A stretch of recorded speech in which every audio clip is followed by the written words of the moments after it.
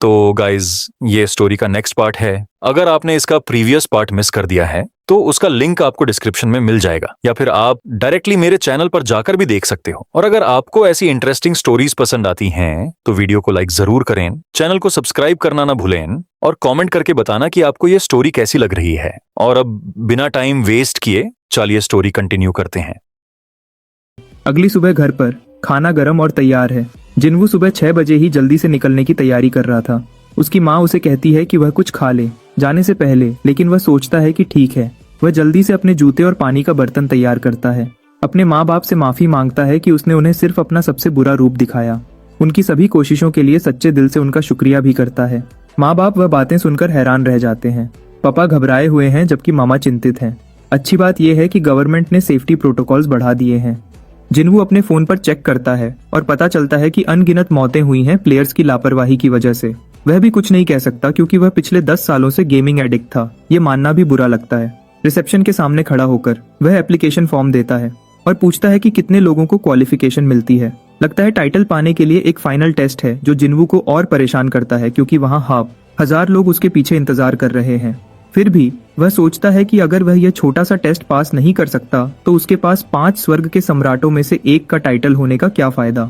अगली सीन में हम एक अलग जगह पर हैं। पार्क चांगसियोक HQ से जुड़ा हुआ है और इस साल के टैलेंट से निराश लगता है। अचानक बिल्डिंग गिर जाती है और उन पर हमला करती है। एक आदमी ने अपने बड़े ऑर्क समन का इस्तेमाल करके बिल्डिंग पर हमला किया है। वह चांगसोक से बदला लेने आया है क्योंकि उसने उसके भाइयों को मारा था।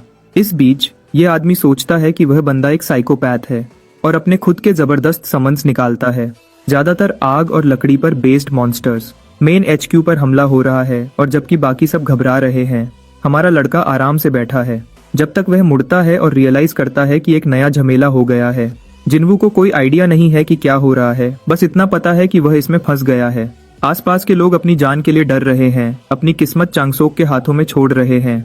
जिन्वू को किसी तरह का गैंग कॉन्फ्लिक्ट महसूस होता है क्योंकि उसका बंदा एक स्टाइलिश सूट में बदला लेने आया लगता है। उसे यह बात हैरान करती है कि असली दुनिया के गुंडे भी अपने समन्स के साथ इतने एडवांस्ड हो गए हैं। चांगसुक इमरजेंसी के लिए चिल्लाता है और सबको अपने समन्स निकालने को कहता है ताकि वह शील्ड से खुद को बचा सके। जिन्वू भी अपने शील्ड के लिए वही करता है, जबकि हमारी पसंदीदा फेरी सिचुएशन को समझने के लिए 1 सेकंड लेती है। अपना मुंह खोलने से पहले हमारा लड़का उसे चुप करा देता है, उसे याद दिलाते हुए कि लोगों के सामने न बोले। वापस इस तेज दिखने वाले गैंगस्टर पर वह चांगसुक और उसके इंसाफ को खत्म करना चाहता है।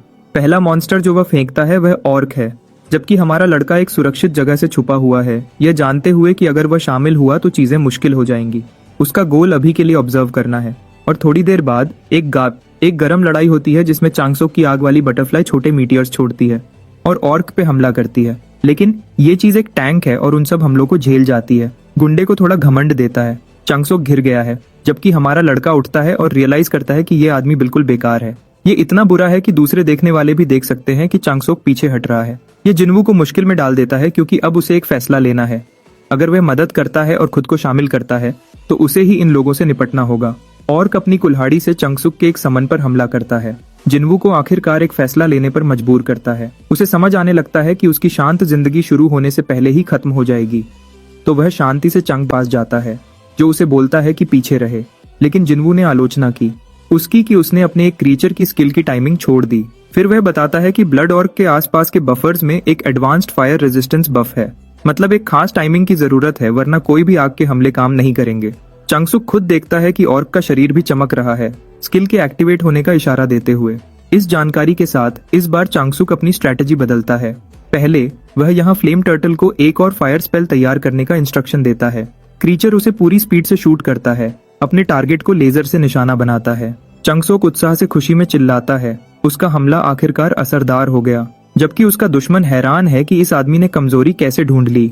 अगला वुड मॉन्स्टर के साथ होता है। इस आदमी के दूसरे सपोर्ट समन्स को भी खत्म कर देता है, उसे बिल्कुल खुला छोड़ देता है। आखिर में फ्लेम टर्टल और फ्लेम बटरफ्लाई हर एक एपिक फायर अटैक्स तैयार करते हैं और उन्हें ऑर्क को और भी ज्यादा खत्म करने के लिए शूट करते हैं। आखिर में इस आदमी के सब समन्स गायब हो जाते हैं और उसका शील्ड भी टूट जाता है। अब जब वह पीछे हट गया है, वह एक दूसरा मौका चाहता है और सरेंडर करता है। गलत होने के अंजाम के लिए भी तैयार है। लेकिन जो वह नोटिस करता है वह ये है कि वाइन क्रीचर उसे जल्दी से पकड़ लेता है, उसे उलझा देता है। चांगसोक उसकी मिन्नत का एक शब्द भी सुनना नहीं चाहता। फिर यह भी सच है कि कोई भी गैंग मेंबर को उसी जगह पर मार दिया जाएगा। अपनी आंखों से रोते हुए मौत को एक्सेप्ट करने से मना करता है। अपराधी अपने कर्मों का अंजाम भुगतता है, उसे उसके सामने इंसाफ मिलता है। चांगसोक अपनी चुटकी बजाता है और हम ये ब्रूटल मैसेकर देखते हैं क्योंकि उस आदमी का शरीर पेस्ट में बदल जाता है। आखिरकार लड़ाई खत्म हो गई। लोग चांगसोक की शानदार जीत पर खुश होते हैं, उसे अमेजिंग और पता नहीं क्या क्या कहते हैं, जबकि वह खुशी में चिल्ला रहे हैं, हमारा लड़का डर गया है। देखो, यह हैरान करने वाला है कि यह लोग इस बात से बिल्कुल भी हैरान नहीं है कि अभी अभी उनकी आंखों के सामने एक आदमी को मार दिया गया, भले ही वह एक अपराधी था। यह जिन्वू को कंफर्म करता है कि जिस दुनिया को वह जानता था वह उसके सामने ही बदल गई है। अब से बिना मजबूत इरादे के जीना और मुश्किल होगा। चांगसोक लड़के के पास आता है, उसे बहुत शुक्रिया कहता है क्योंकि लड़के ने पहले उसकी मदद की थी। उसने जिन्वू के योगदान की वजह से टेररिस्ट को मार दिया, तो चांगसोक लड़के को इसके लिए इनाम देने के लिए भी बहुत खुश है, इसको अपनी गोल्डन टिकट समझते हुए। हमारा लड़का बताता है कि उसने अभी तक हेडक्वार्टर्स में रजिस्टर नहीं किया है। आदमी इस जानकारी से बिल्कुल हैरान है क्योंकि ये वही लड़का है जिसने उसे अभी अभी बहुत अच्छी सलाह दी, जबकि वह बिल्कुल बेग। चांगसोक उसका आईडी कार्ड मांगता है, उसे यकीन दिलाते हुए कि वेरिफिकेशन के लिए बस यही चाहिए। जिन्वू उसे कार्ड देता है, जबकि वह उसे प्रॉमिस करता है कि एक क्विक बैकग्राउंड चेक के बाद इनाम दिया जाएगा। उस गिफ्ट को खुशी से एक्सेप्ट करते हुए हमारा लड़का चला जाता है, जबकि चांगसोक उस पर ध्यान देता है और कुछ डेटा अपने दोस्त को कॉल पर फॉरवर्ड करता है। वह असल में चाहता है कि कोई ठीक से इन्वेस्ट करे जिन्वू का बैकग्राउंड जानने के लिए। अगले सीन में हमारा लड़का एक स्वादिष्ट फेरी को शांत रहने के लिए वह खुशी से खाती है, और भले ही जिन्वू समझता है कि प्लेयर्स अपने समन्स के खिलाफ आर्ग्यू करना पसंद करते हैं, उसे यह बहुत आसान लगता है कि वह उसे ऐसे एक मामूली खाने से खुश कर सकता है। फिर भी चीजें उसे परेशान कर रही हैं। भले ही वह खुद को शामिल नहीं करना चाहता था। उस बिल्डिंग में सब मर जाते अगर उसने कुछ न किया होता।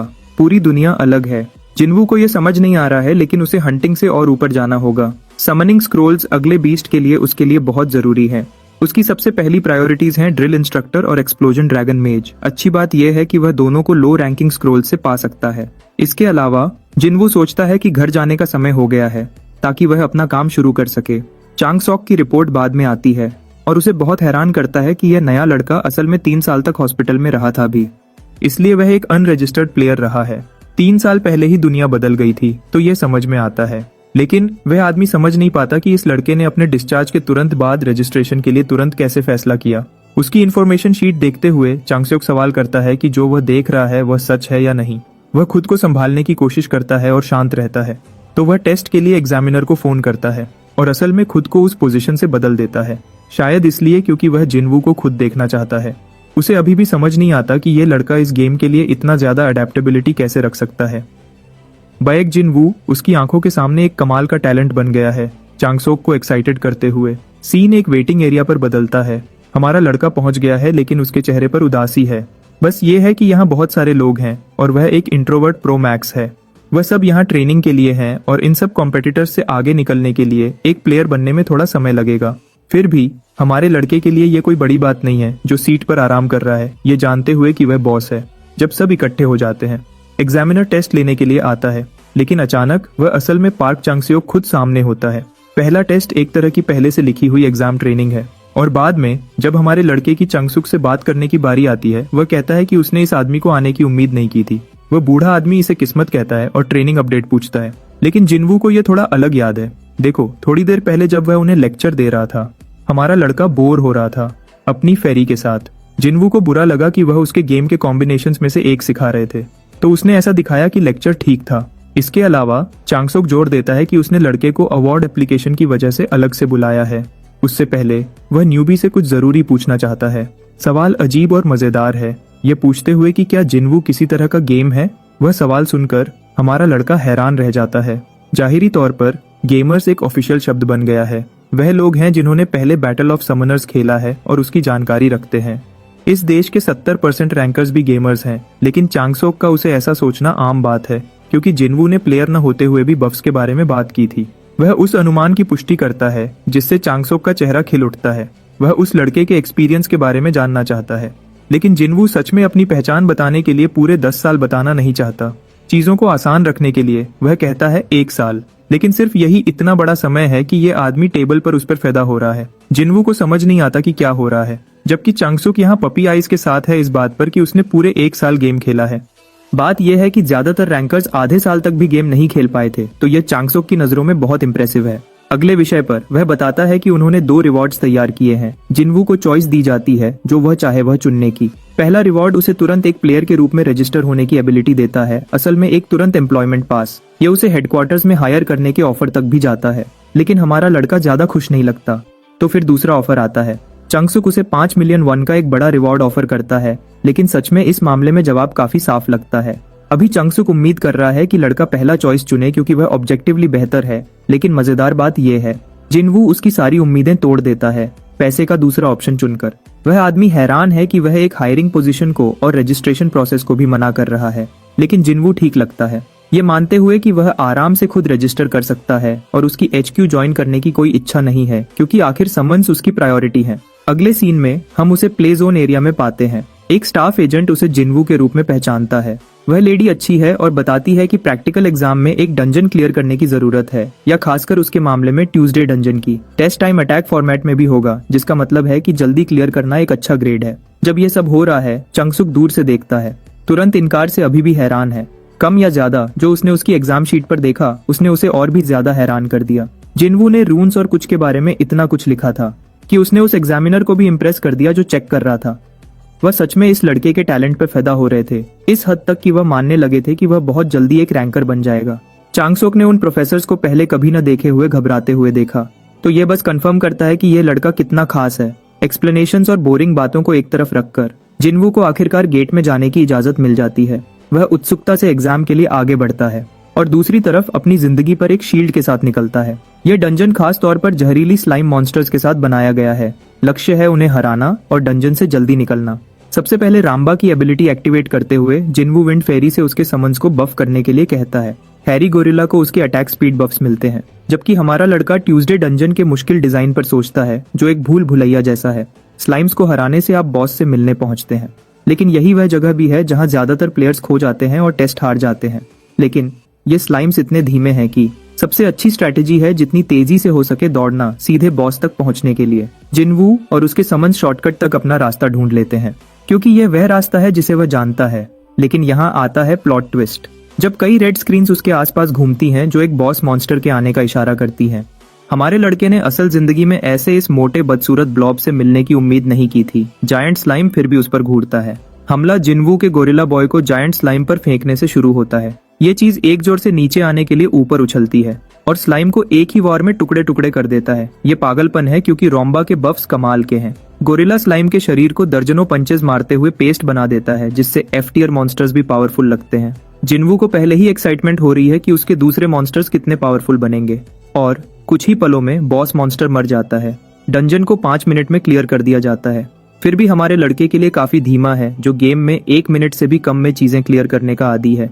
हैरानी की बात यह है कि यह परफॉर्मेंस भी कोरियन रिकॉर्ड को तोड़ देती है। इस दौरान एक अचीवमेंट अनलॉक हो जाती है। जिनवू हैरान रह जाता है, लेकिन उसे असल में 3 एडवांस्ड समनिंग स्क्रोल्स और 2 एब्रेसिव्स मिलते हैं। उसे ये बात समझ नहीं आती कि यह बेकार रिकॉर्ड अभी कोरिया का सबसे अच्छा रिकॉर्ड कैसे हो सकता है।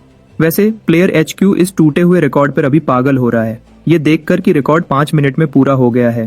पहले तो उन्हें लगता है कि ये जियानहो है, लेकिन फिर उन्हें पता चलता है कि ये एक नया लड़का है जिसका नाम जिनवू है, जो रैंकर की लिस्ट में भी नहीं आता। हाँ, एक नॉन रैंकर ने रिकॉर्ड तोड़ा है, वह भी नंबर 1 रिकॉर्ड। थोड़ी देर बाद इस प्लेयर की अचीवमेंट पर बात करने के लिए एक मीटिंग रखी जाती है। ये लोग सच में बहुत इम्प्रेस हैं, लेकिन चांगसोक सबसे ज्यादा एक्साइटेड है क्योंकि उसे पता है कि ये लड़का एक जनरेशनल टैलेंट है। दूसरे शब्दों में वह उसे अपने पास रखना चाहता है, चाहे कुछ भी हो जाए, या कम से कम उसे किसी और देश में जाने से रोके अपने देश को बचाने के लिए। चांगसोक सलाह देता है कि उसे तुरंत एक प्लेयर के रूप में रजिस्टर कर लें क्योंकि टाइम अटैक्स असल में नेशनल और ग्लोबल लिस्ट्स में बनते हुए हैं। जानो का रिकॉर्ड 6 मिनट का था। रेचल का दूसरी तरफ 2.5 मिनट का ग्लोबल रिकॉर्ड है उसके नाम पर। जिनवू आता है और अपने पहले ही अटेम्प्ट में कोरियन रिकॉर्ड को तोड़ देता है। इसलिए उसे लगता है कि ऐसे टैलेंट के लिए एक प्लेयर मैच की जरूरत नहीं है, क्योंकि उस जैसे को स्पेशल ट्रीटमेंट मिलनी चाहिए। नजर वापस मोड़ते हैं हमारे लड़के की तरफ। वह उस बेकार रिकॉर्ड से थोड़ा उदास है जो उसने बनाया है। चंगसुक उसका नाम चिल्लाता है और उसके पास आता है जैसे कोई छोटी लड़की पैदा हो गई हो। पहले वह उसके कमाल के रिकॉर्ड तोड़ने की तारीफ करता है, फिर वह पूछता है कि उसने ये कैसे किया। जिनवू बात को सीधा रखता है और कुछ ज्यादा बताता नहीं है और सोचता है कि तारीफें कुछ ज्यादा ही हो रही हैं। तुरंत वह आदमी उसे उसका प्लेयर लाइसेंस कार्ड देता है। जिनवू हैरान है कि उसे मिल गया है, आखिरकार कुछ भी प्रूव किए बिना। इसके अलावा चांगसुक अभी भी जानना चाहता है कि उसने रिकॉर्ड कैसे तोड़ा। हमारे लड़के को समझ नहीं आता कि क्या कहे।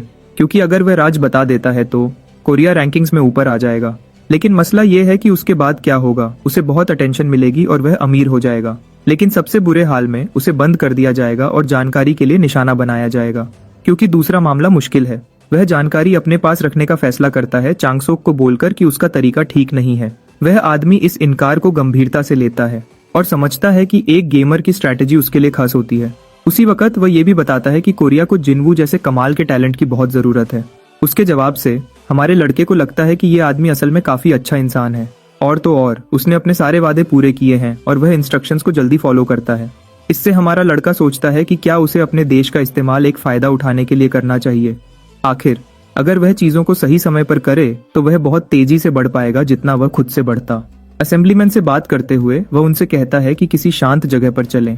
तो अगले सीन में हम चंगसुक को उससे मदद मांगते हुए देखते हैं, ये बताते हुए कि हेडक्वार्टर्स को ऐसे प्लेयर की मदद की कितनी जरूरत है। आखिर उन्हें पता है कि वह अब 3 साल से कोमा में था। चांगसुक बैकग्राउंड चेक के लिए माफी मांगता है जब जिनवू यह सवाल पूछता है। बस उसे जानना जरूरी था क्योंकि गैंग मेंबर्स का अक्सर ऐसा ही पैटर्न होता है कि वह अनरजिस्टर्ड और स्किल्ड होते हैं। उसी वक्त हमारा लड़का उदास है क्योंकि उसे लगता है कि अब उन्हें उसकी जांच करने का कोई फायदा नहीं है। चेंगसोक इस बात की पुष्टि करता है, लेकिन वह यह भी देख रहा है एक दिलचस्प बात। लोग अक्सर घबरा जाते हैं जब देशों के बारे में बात होती है, लेकिन उसके सामने वाला लड़का शांत है। ऐसा लगता है जैसे जिनवू को पता है कि वह किस तरह का टैलेंट लाया है। अपनी कॉफी पीते हुए हमारा लड़का मानता है कि उसने बहुत सोचा है, लेकिन वह जानना चाहता है कि उसे देश से क्या मिलेगा। पैंगसॉक जोर देकर कहता है कि वह पूरा सहयोग देगा, जो एक उलझा देने वाला जवाब है। जाहिरी तौर पर वह आदमी बताता है कि उसकी हेडक्वार्टर्स में एक ऊंची और जरूरी पोजीशन है। असेंबलीमैन हमेशा पब्लिक वोट से चुने जाते हैं, जिसका मतलब है कि अच्छे रिजल्ट्स उसे और ऊपर ले जा सकते हैं। दूसरे शब्दों में यह आदमी एक पॉलिटिशियन है जो अपने नाम पर और ज्यादा पॉइंट्स चाहता है। असेंबलीमैन उससे मिन्नत करता है कि उसकी मदद करे ताकि वह बदले में जितना हो सके उतना सपोर्ट दे सके। यह जिनवू के लिए थोड़ा कमजोर प्रपोजल है, जो सोच नहीं पा रहा है कि उसे इन चीजों से क्या साफ फायदे मिलेंगे।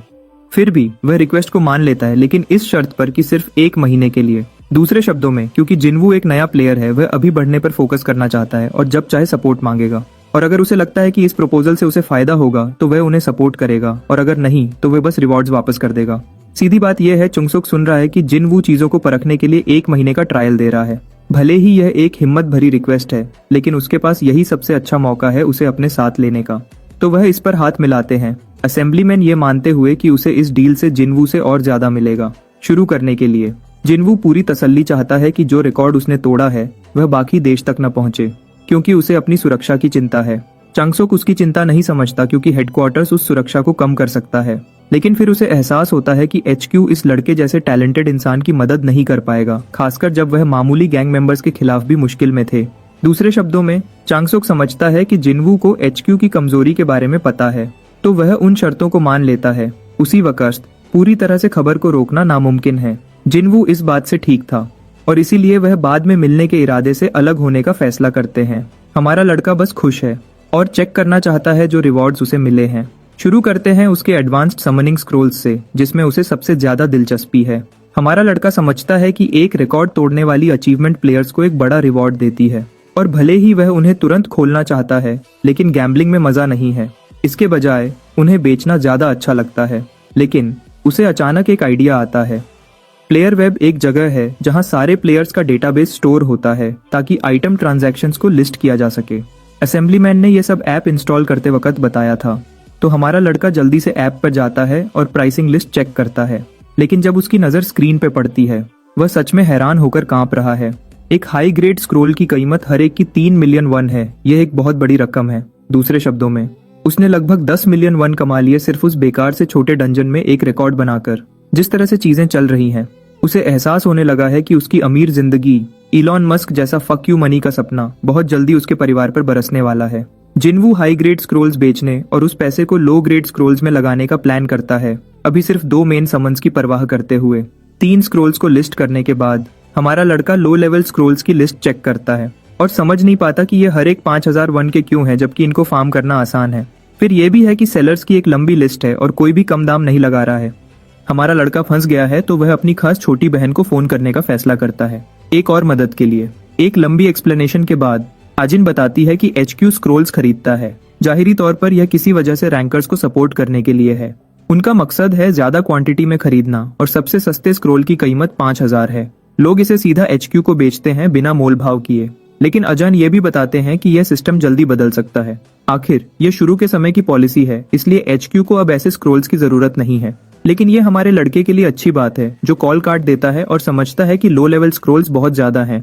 अब उसे बस चांगसोक से एक और मीटिंग करनी है, जो वह अगले दिन करता है। असेंबलीमैन उससे मिलकर बहुत खुश है, पूछता है कि क्या हमारे लड़के को कुछ चाहिए। जिनवू लो लेवल स्क्रोल्स लेने की अपनी इच्छा बताता है। ये बात उसे हैरान कर देती है क्योंकि आमतौर पर लोग हाई ग्रेड की चीजें चाहते हैं। जिनवू जितने ज्यादा स्क्रोल्स मिल सकते हैं उतने मांगता है और लगभग 50,000 स्क्रोल्स हर दिन HQ में आते हैं। इसका मतलब चांगसू उन्हें आसानी से दे सकता है। उसी समय उसे डर लगता है कि प्लेयर उन्हें पैसे के लिए बेचने की कोशिश कर रहा होगा, लेकिन हमारा लड़का मना कर देता है, भरोसा दिलाते हुए कि जब स्क्रोल्स मार्केट में पहले ही बहुत ज्यादा हैं तो इसका कोई फायदा नहीं। चैंगस्टॉक प्रभावित होता है और सोचता है कि वह क्या प्लान कर रहा है। वह सोचता है कि ये गेमर दूसरों से कितना अलग है, खासकर जब वह यहाँ एक अलग स्ट्रैटेजी अपना रहा है। असेंबलीमैन इस बात से ठीक है, लेकिन उसकी एक शर्त है। उसे बस एक छोटी सी जानकारी चाहिए जो हेडक्वार्टर्स के काम आए, क्योंकि वह एक खास पोजीशन पर है। अगर वह पर्दे के पीछे उसकी मदद करते पकड़ा गया तो लोगों का उस पर से भरोसा उठ जाएगा। अगर जिनवू कुछ जानकारी दे सकता है तो इससे एक बिजनेस डील का हिस्सा बनाया जाएगा। दूसरे शब्दों में, हमारा लड़का समझता है कि उसे कुछ भी मुफ्त में नहीं मिल रहा है, जो अच्छा है क्योंकि उसे कोई एहसान नहीं चाहिए। वह डील मान जाता है और बताता है कि अचीवमेंट से सेकंड्स कैसे कम किए जा सकते हैं। आमतौर पर डंजन को पहले नंबर पर जीतने से 3 हाई ग्रेड स्क्रोल्स मिलते हैं, लेकिन वही इनाम फिर से मिल सकता है अगर कोई दूसरा प्लेयर पुराने प्लेयर का रिकॉर्ड तोड़ता है। दूसरे शब्दों में, प्लेयर्स हर बार 1 सेकंड से रिकॉर्ड रीसेट कर सकते हैं, सबसे अच्छा नतीजा निकालते हुए और स्क्रोल्स जमा करते हुए। इससे कोरियन एसोसिएशन को भी फायदा होता है क्योंकि उसके प्लेयर्स और मजबूत हो जाते हैं। चोंगसुक बताता है कि वह यह तरीका पहले ही इस्तेमाल कर चुके हैं, लेकिन ज्यादातर प्लेयर्स को ऐसे इनाम नहीं मिले हैं, इसलिए ऐसा कुछ लागू करने में कोई दिक्कत नहीं होगी। अगले हिस्से के लिए जिनवू उस ट्यूसडे डंजन के लिए एक स्ट्रैटेजी के हिंट्स शेयर करना चाहता है जो उसने जीता था। वह चाहता है कि उसके मुंह से कुछ कमाल की बात निकले। चोंगसॉक एक छोटे कुत्ते की तरह इंतजार करता है जो अपने खाने के लिए तैयार हो, क्योंकि उसे लगता है कि यह बंदा कोई टॉप सीक्रेट तरीका बताने वाला है। जिनवू बताता है कि इस तरीके का इस्तेमाल करके ज्यादातर लोग डंजन को 3 मिनट से कम में क्लियर कर सकते हैं, लेकिन इससे पहले कि वह ऐसा करे, हमारा लड़का यह पक्का करना चाहता है कि जानकारी की कीमत इन्वेस्टमेंट के बराबर हो। इसलिए वह 50 हाई ग्रेड स्क्रोल्स जोड़ देता है लो ग्रेड स्क्रोल्स के ऊपर डील के लिए। सीधी बात में वह 100 मिलियन स्क्रोल्स मांग रहा है, जो कि बहुत ज्यादा है, लेकिन जिनवू के लिए यह ठीक है क्योंकि यह तरीका लो और हाई टियर दोनों डंजन्स में इस्तेमाल हो सकता है और इससे शायद बिलियंस का फायदा हो सकता है। चांगसोक इस बात को समझता है और कहता है कि वह सीधा 150 मिलियन ट्रांसफर करेगा अगर जानकारी काफी कीमती हुई, और हमारे लड़के को हर दिन 10,000 लो स्क्रोल्स भी देगा। अगली शाम